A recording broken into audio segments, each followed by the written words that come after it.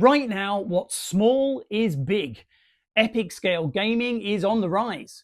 Whether you're talking about Armored Clash, Legions Imperialis, Drop Zone Commander, Warpath, or you get the idea. And epic games like this require suitably epic terrain. In this video, I'm going to look at the best on the market, including everything you see on the table in front of you. This lovely starter set for Armored Clash contains 4 modular plastic sprues. You can use these to create some buildings, a little bit like those. I've said before how impressed I am with the plastic kits that Warcradle produce, and these scenery sprues are no exception. You can see how sharp the detail is and how many options you'll have when putting this kit together.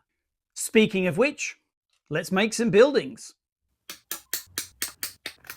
And here's one of my 2 finished buildings. Add a base coat, a wash, some highlights, and pick out a few details, and we're good to go.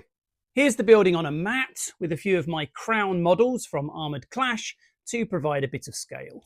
Now, I mentioned a second building, which I'll come back to in a minute. But before that, I wanted to mention these. The GW kits for their epic scale games have been repackaged and renamed a few times over the years, but they're all compatible and they're all very good. These buildings and bits of table clutter have all been made from those 2 boxes that I just showed you. And as you can see from these sprues, I've got absolutely loads to build. Which brings me back to that second Armored Clash building I mentioned. Because all of this stuff is plastic, it blends together really well. The Armored Clash kits are great, but they are very square, so I've added a dome from the GW kit to round things out. If you don't fancy plastic scenery, then you could try MDF. TT Combat produce a whole host of very reasonably priced MDF kits, including their Sci-Fi X range, which is perfect for epic wargaming. Let's have a look inside. One trick that I've learned with a kit like this is to take everything out of the frame and then use a rattle can to spray it before you glue it all together. That can be much easier than then trying to get into all the fiddly bits with a brush afterwards. Let me show you how it works. I want this building to have a military industrial feel, so I'm going to use a green colour to spray the roof. I'm going to do a khaki spray on the walls themselves, and finally the struts, I shall make them a kind of bare metal colour. And here's the finished bunker. I used the same method to paint the main building itself.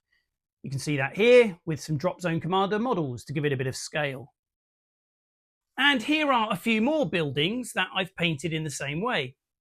You could certainly add some weathering effects to these models, or perhaps some transfers or stickers, but once they're in amongst the other terrain on the table, they will look fine as they are. Whilst I'm talking about MDF, I have to mention Foreground, who unfortunately went out of business a few years ago. Their stuff was a little bit fiddly to put together and quite expensive, but it's absolutely great. These models here are all Foreground. I absolutely love this landing pad, which has a teeny tiny stairway leading up to it. The attention to detail is fantastic. If you do get a chance to pick up some Foreground on eBay or similar, it's well worth considering. An alternative to plastic or MDF is cardboard. I've known several gamers over the years who really don't like cardboard terrain, but it's actually really easy to get to the table. It looks good because the print quality you can get these days is great. It's actually quite inexpensive to buy, and it's a lot more sturdy than people think. If you drop a piece of cardboard terrain, not a lot happens. All the buildings you see here came in the Battletech Alpha Strike box set. But of course, they'll work great in other 6 to 10mm games. There's another great range of card terrain for Drop Zone Commander. In the set, you'll get about 2 dozen of these thin cardboards, which you can see are double-sided. I've laid 16 of these out on the table to make a 4x4 board. You also get 20 of these buildings, which come as a sort of flat pack. You do some gluing and some folding, and you're good to go. And some of these buildings are really quite big. A final set of card terrain that I'd like to mention is this one for an old game called Firestorm Planetfall. Again, it's not easy to get hold of, but I certainly see it on eBay from time to time. It's pretty sturdy. It has this nice ability to rack up like so, allowing you to make bigger buildings. So if you see a copy, consider picking it up. And of course, all this card scenery mixes together seamlessly to create a really varied skyline, whichever game you might be playing. One of the final ranges that I'd like to mention comes from Plastcraft Games. All of these buildings that you can see here. The models come pre-coloured, you just pop them out of a sheet and glue them together. I love the size of them, they look fantastic on the table, and the colours, the vibrancy, I always think really adds something to your battlefield. Once again, they are a bit difficult to get hold of, so if you see some tucked away on a shelf in your friendly local gaming store, snap them up if you can. One final range that I'd like to mention is Hextech. It's produced by Thunderhead Studios, but now distributed by Gale Force 9, which means it's reaching a much wider audience.